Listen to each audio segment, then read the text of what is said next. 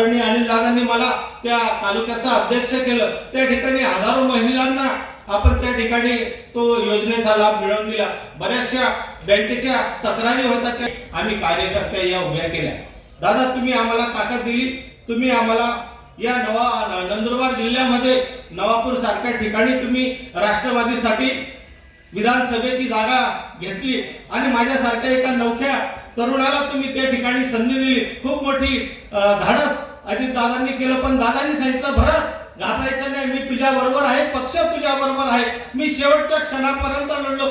शेवटच्या रात्री सुद्धा दादांनी मला फोन केला की भरत घाबरायचं नाही, परिणामाला घाबरायचं नाही, आम्ही तुमच्या बरोबर आहे। निकाल लागला, वातावरण वेगळं होतं, पण अजितदादांनी मला 4 वाजता फोन केला की भरत घाबरू नको, धीर नको सोडू, मी तुझ्या बरोबर आहे, पक्ष तुझ्या बरोबर आहे, हरला तरी चालेल, तू माझा आहे, मी तुझ्यासाठी सर्वस्व करेन। हे सांगणारे नेतृत्व हे आपल्याला आम्हाला लाभलेलं आहे आणि त्याच्यामध्ये आपल्याला काम करायचं आहे।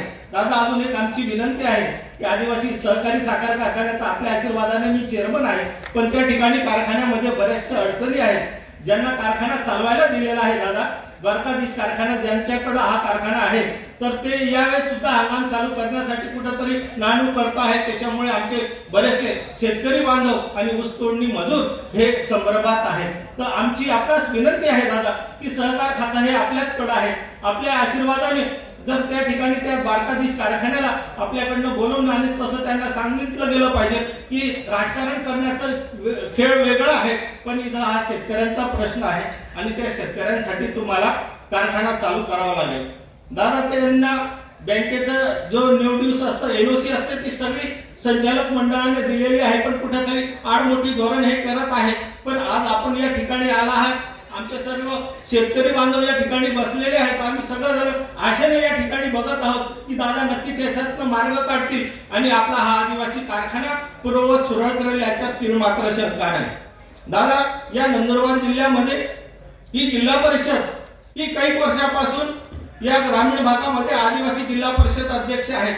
बऱ्याचशा योजना या जिल्हा परिषद मार्फत राबवल्या जातात, पण आजपर्यंत जो जिल्ह्याला निधी पाहिजे तो तसा आजपर्यंत निधी मिळाला नाही। पण येणाऱ्या दिवसामध्ये ही जिल्हा परिषद ही आपल्या नेतृत्वाखाली काम करणार आहे दादा। तर आम्ही आतापासून आपल्याला आश्वासित करतो की येणाऱ्या जिल्हा परिषदमध्ये राष्ट्रवादीचा झेंडा फडकल्याशिवाय राहणार नाही आणि तो फडकवण्याचं काम आम्ही आमचे नेतृत्व आदरणीय अभिजित दादा मोरे यांच्या नेतृत्वाखाली नक्कीच करू। पण दादा, कार्यकर्ता याला मान सन्मान आणि त्या कार्यकर्त्याचं राहिलेलं काम हे झालं पाहिजे, एवढीच आमची अपेक्षा आहे, एवढीच विनंती आहे।